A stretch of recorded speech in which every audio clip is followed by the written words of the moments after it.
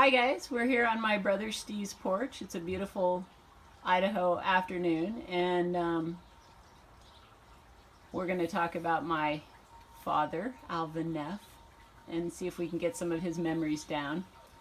So, I guess the thing I would start with, Steve, is you were the firstborn child. So, how was Dad as a dad? What are your remembrances about him when you were a kid? No, Dad was a tough guy. Thought you girls were on a white pedestal and I was at the bottom. You guys got in trouble, I got in trouble. Really? So, I don't know. He had his moments, I guess. There were times when he thought things were pretty good. I was not athletic, so he didn't participate much in what I did at school, and probably just as well. I was more into cars, smoking cigarettes, and drinking beer than I was anything else. But I think we made our peace after the war. We talked some about what war in the air was like and what it was like on the ground. So, just to go back to when you were younger a little bit, I've heard some stories. I've never talked to you about this before, but I've heard some stories about you were like being bullied by other kids and stuff. Did that have anything to do with Dad, or No, I was just a wuss. you were a wuss? Do you remember the old pictures where some big guys kicking sand on somebody on the beach, and then they go take the Muscle Beach quiz, and they come back, and the guy doesn't kick sand on him anymore? Right. Well, I was the guy they kicked sand on. They kicked sand on me until I came back from the war. I was always skinny. I think I lived in fear. Of Dad? Oh yeah, yeah. When I wrecked the car at the kegger, uh, the cops had arrested me and taken me to the ER for evaluation. I was convinced he was just going to come in and kill me because that was his Pontiac, and fortunately Dad hated cops worse than he hated me at the time, so him and the cops got into it, and he had strong issues with authority figures. Cops were pretty up there on his list. Well, to be fair, wasn't that his like brand new GTO or something that you were? No, it was a 61 Pontiac. Wasn't anything fancy about Oh, it. was it? No, I mean, it was a nice car, but it wasn't anything super fancy. All right. So let's talk about some of the stories that Dad told you, because I think you were really the only one he ever talked about the war to. So are there some that come to mind? Well, yeah, I think the first one that comes to mind is, I think, in every aspects of when people are trying to kill each other, there are moments of humor, and I think it's probably macabre humor, but like the Regensburg shuttle raid to North Africa, he was talking about, because they knew it was going to be such a long mission, that they were carrying extra ammo, but they had to be careful because the aircraft could only lift so much weight. And I think that was when he talked about one of the aircraft taking off ahead of them crashed because it couldn't get off the ground, it had too much ammo load, it exploded, so the whole crew was killed before they ever left. And then going to Regensburg, flak was terrible. Regensburg was a very heavily defended target. This was the Germans' lifeblood, the oil and the ball bearings and everything else. So they shot up most of their ammo, against the German fighters. The flak was horrific. I think in one of the stories he wrote for you, he talked about being able to get out and walk on it. And I think until you actually are sitting in that situation, watching that much violence going on around you, it's hard to comprehend that you could actually step out of a fully functional aircraft and be supported by all of the metal that's flying around. The humorous part of that was the bombardier knew that they were going to fly over the island of Crete on their way to North Africa, and they knew the Germans occupied Crete, so they took a bunch of their empty 50 caliber ammo cans. Everybody took a crap in them and peed in them and put them in the bomb bay doors and bombed Crete with ammo cans full of crap as they went over, and they thought that was pretty good. Once they got about the middle of the Mediterranean,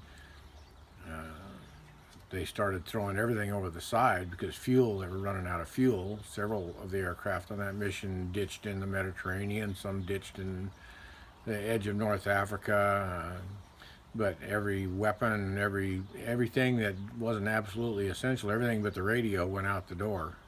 They threw it all out. They were down to low enough altitude, they were throwing their flak vests, helmets, anything that wasn't nailed down went out the door. So I think that was probably the one that he talked with me first about the most. The other thing I think that we talked about a lot was the ferocity of fighting, and I think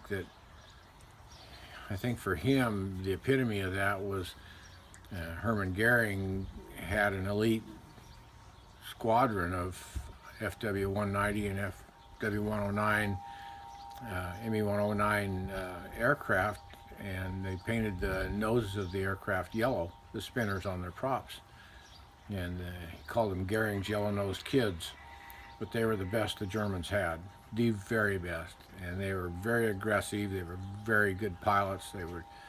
He talked about them coming in so fast, and he said it was quite incredible because their box formations, their wingtips on the bombers were only 10 or 15 feet apart, and yet these pilots would come barrel rolling through the formations with their 20 millimeter cannon and their machine gun, just going full tilt boogie, one right after the other, and that they didn't hit, or at least he never said that they hit any of their aircraft as far as plane to plane, but so the fighting was incredibly ferocious.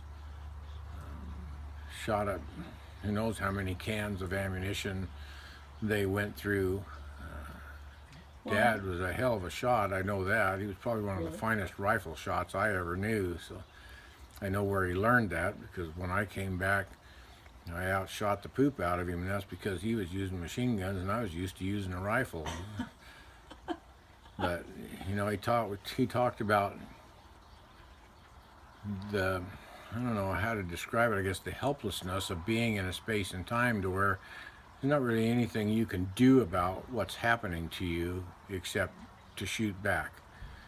And he never articulated that in a sense of, or showing the fear of that. Dad was pretty closed up about that, and I think so was I probably, but in our conversations it was like all you can do is shoot back and hope that you're luckier than the other guy. Skill really doesn't have a whole lot to do with survival in encounters like that. It has to do with luck. Who's God gonna snip today? Well, and little known fact, Dad was extremely claustrophobic. Isn't that true? Yep, and I'd guess sitting in that little tail probably helped that along. Made it worse. I'm sure that's where it came from. Do you think he was claustrophobic before he ever started being the tail gunner, or who knows? Question I can't answer. Nothing in his upbringing ever led me to understand of any place he would have been where he would have been in close confines. But when we worked together, it was flat understood. I didn't do heights and he didn't do underneath. Mm-hmm. If it was a tight spot, I went in there, and I got pinned under a trailer house once, and he was hunting for an axe chop side of the trailer house to get me out, and I finally was able to get him to not do that, but you know, he was but yeah, no, he did not do tight spaces at all. So there's a pretty good story about when they're done with their 25th mission. This sounds so much like my father. I can't believe it. What happened there? Well, he had set on a parachute for 25 missions, 160 plus hours probably, in back of an airfield with this back of an airplane with this parachute on, and so as a celebration of completing their 25th mission and getting to go home, Dad told the pilot that he was going to bail out, just, you know, come down in a parachute and a blaze of victory. The pilot let the tower know that he was doing a flyby so Dad could jump out, and the colonel got on the radio personally and said, "You tell Sergeant Neff that if he bails out of that aircraft, he's doing 25 more missions." So Dad did not jump out of the aircraft. The glory of finishing 25 and facing 25 more was a bit much, and I can certainly relate to that. But yeah, that would have been Dad. It's like, okay, you know, we're done with this. Let's do something new. And there's another pretty famous story with regard to Dad, and that has to do with Don Gordini, who was the he was the All-American, Jack Armstrong, the All-American boy for a bit when he was younger. And he used to sing to them in the barracks. Dad wrote about that in his Mission to Paris story. And in Snetterton's Falcons, he makes a comment, something about, you know, it was such a difficult thing. And I just was wondering if he'd ever talked to you about Don Gordini. you know, he never did. The only other crewman that he talked about was I think he was Navajo Indian, lived over in Oregon, that he was really close friends with. They used to go drinking together and when they were back from their missions. And when that guy's aircraft was shot down, they didn't see any chutes come out of it, so they presumed the whole crew was lost. And for years, Dad, I think it really anguished him, you know, the guys that he did lose. Don Gordini specifically, he never talked to me about, or I don't remember it. But this guy was kind of odd because at the 96 Bomb Group reunion, there he was. And apparently a half a dozen of the crew had gotten out, and they spent the rest of the war in a German prisoner of war camp. And that's those pictures that I have of him with this guy afterwards in Oregon. I have not seen those pictures. I'm not sure where they are, but I've got them. They might be in my album. I'll dig them out for you. But yeah, it was like the guy was, he thought dead and he wasn't. And I think that to some degree, and I think Dad articulated it pretty well, is like when you're in the middle of a firefight, you're not paying a whole hell of a lot of attention to what's going on elsewhere. Your own survival comes out first.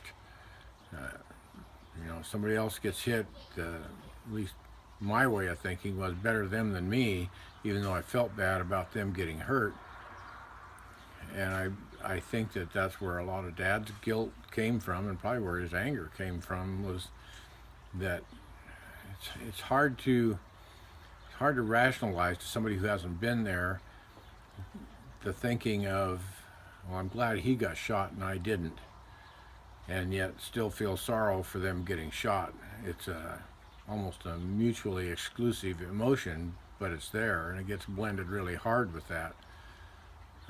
You experienced some of that in Vietnam? Is that why you know Oh yeah, about that? When Willie was killed, it was better him than me. You know, and even though I talked with his mom afterwards, and we cried together over that loss, but at the time it was like, better him at the bottom of that river than me. There's a human, at least the young humans have a pretty strong proclivity for life, and in a really intense encounter, and Dad and I talked about that a couple of times, in an intense encounter where nothing else really exists. Everything else kind of goes away except for what's going on right in front of you, and even that sometimes is not clear.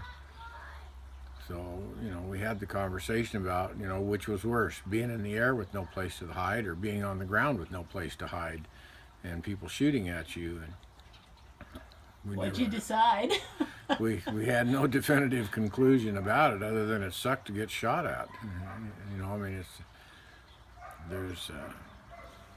you can read in the stories about people having battle euphoria. I don't ever remember any battle euphoria. I remember being calm, complacent, you know, calling artillery and directing air assets in on the bad guys, killing them with impunity, and feeling incredibly deep sorrow at the Marines around me that were not so fortunate as I was.